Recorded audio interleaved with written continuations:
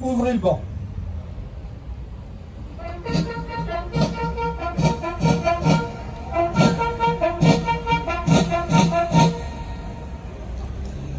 La parole est à Monsieur Bilong, président de l'association des Amis de Schœlcher.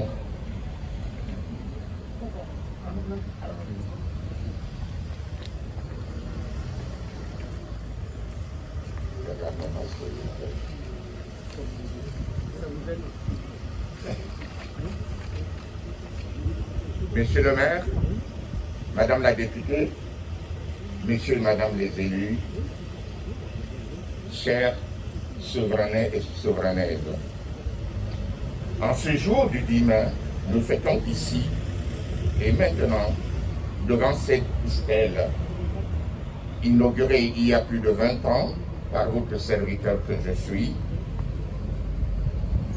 à l'époque élu délégué du maire Jacques Boudot, qui prit la décision de cette édification en l'honneur du droit de chacun à disposer pleinement et totalement de lui-même dans la liberté.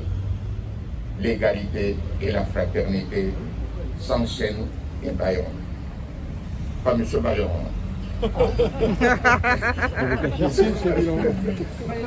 C'est sur cette proposition de Marie Condé, président du comité pour la mémoire de l'esclavage, que le président Jacques Chirac fixa la date du 10 mai comme jour de célébration de la grande cause qui nous rassemble tous aujourd'hui ici à Sevran et partout en France. Pourquoi cette stèle? Victor Schœlcher. Victor Schœlcher a agi de toutes ses forces et du haut de sa conviction la plus profonde pour combattre et mettre fin définitivement à l'esclavage dans l'histoire du monde. Retenons ici un passage de son célèbre livre « Abolition immédiate de l'esclavage », ouvrage qu'il publie en 1842. La France est propriétaire d'habitations ici aux Antilles. Eh bien, ces esclaves de la France, de l'État, ne sont pas mieux traités que ceux du petit homme blanc, si ce n'est qu'en plus, on les qualifie de maigres du roi. Quelle honte que le gouvernement ait encore des esclaves. Pourquoi ne donne-t-il pas le signal de l'abolition, comme le fit la couronne d'Angleterre ou le pays de Tunis, sur tout leur territoire en 1831? C'est en 1848 que Victor Schœlcher, sous-secrétaire d'État à la marine et aux colonies dans le gouvernement provisoire de Arago, qu'il fait signer le décret du 17 avril 1848 qui abolit définitivement l'esclavage en France.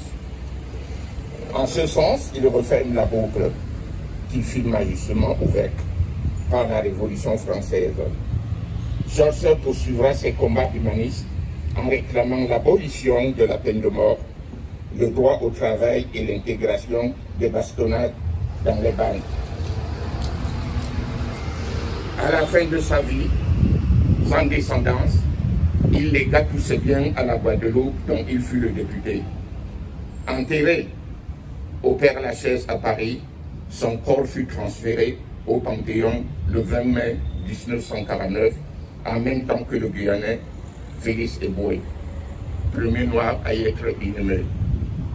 Évoquer Schœlcher, pour moi fils d'Afrique et français d'amour et de cœur, ce n'est pas rien de rappeler sa vraie fonction.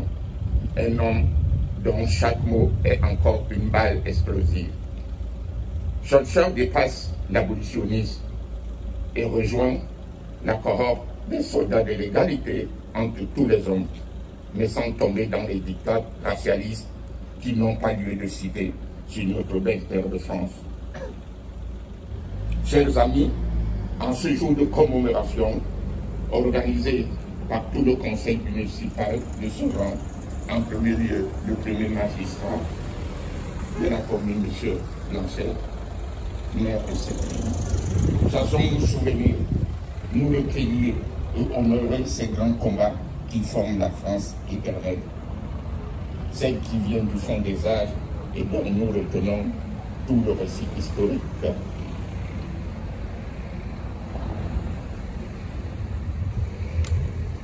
J'ai dit.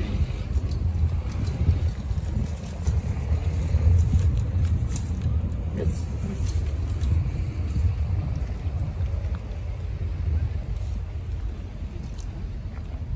La parole est à Monsieur Bastaro, 12e adjoint au maire, délégué en charge de des politiques de l'habitat et du logement, de la mémoire et du lien intergénérationnel.